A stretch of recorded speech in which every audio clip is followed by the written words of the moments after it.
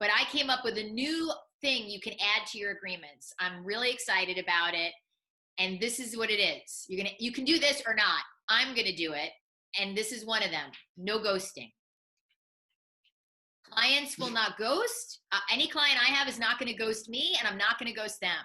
So in other words, and that's so common, right? Like, I mean, Johnny talked to me about it, but lots of coaches have talked to me about it. They're like, I sent my client an email. They haven't responded. Or they went away and I booked the next session and then they didn't tell me they couldn't make it. So it's a fabulous thing to include in your agreements. And that's a great one to slow down and talk about. So for those of you that don't know, the way that I work and the way that I've coached other coaches into this, as has Amber, as did Michelle and I when we taught at USM in the coaching program, is that you can give a new client, after they've enrolled, they've paid you their money, a really simple set of agreements. For those of you that don't have the ones that we give out as samples, Amy will post to the Facebook page if she hasn't already in the last 5 seconds, because she's so fast.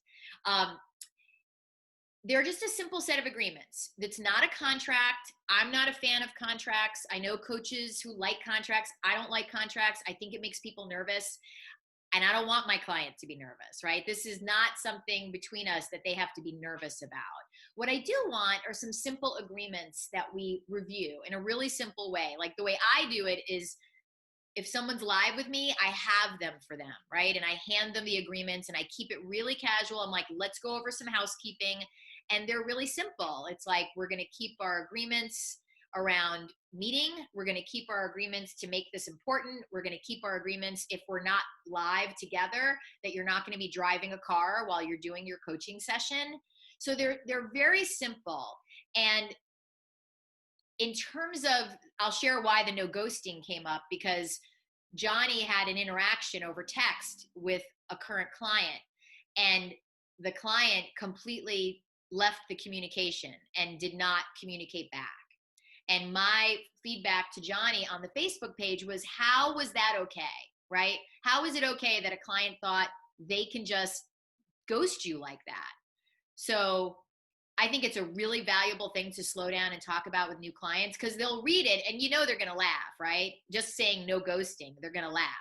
And then you want to say, I know it's funny, and we're going to talk about that. And that's for me too. I'm agreeing with you that you're not going to get ghosted by me. And they'll say, what do you mean? You can say, so if you and I are in a conversation over email, maybe you requested some email coaching. Our agreement is, you're not going to go away when I write something back to you. You're going to let me know you received it. It's fine if you're like, hey, I'm going to look at this later. I'll get back to you on this by tomorrow. But they're not going to just not respond. And I had that happen a number of times. And Steve Chandler coached Michelle and I, like, hey, you're doing great coaching over email. Your client needs to know you're not going to drop gold on them and they don't answer you. Right? You want to know, did you get this? Literally, and then did it land? How was this for you? So to me, it's really simple, right? And one of the things Johnny and I talked about for him in his situation, which I think is really valuable, is the idea of no ghosting. And if something gets difficult between us, let's say I give you some coaching that doesn't work for you, that's especially when there's no ghosting.